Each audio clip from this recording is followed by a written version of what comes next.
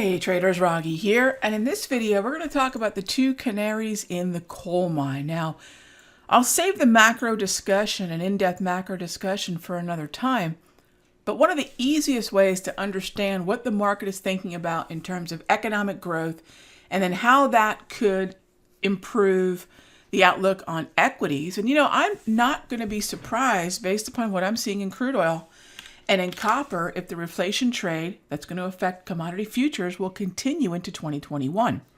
These two markets, copper and crude, are very much indicating that.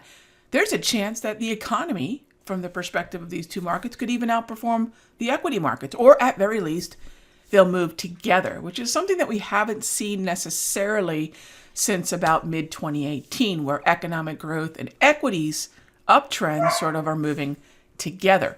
So we could see that, and I think these two markets are very much a part of that narrative, and they're terrific opportunities.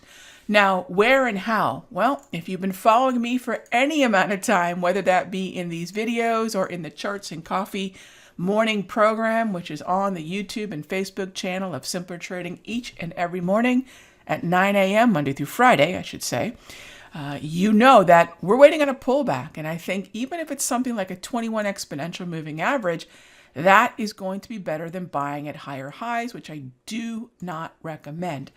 Now, are there times where breakouts and buying at higher highs work within the context of a trend? There are, but we are not in that environment. Now, this environment here, and I choose this environment very specifically because I do have a way that I measure when a market, pretty much the very candle that a market has gone parabolic within the context of the right underlying market trend. And where breakouts to higher highs and being able to be more aggressive makes sense. This is not that environment right now, okay? So we want to wait for the market to come back down, preferably in crude, to either volume profile support or even into the wave.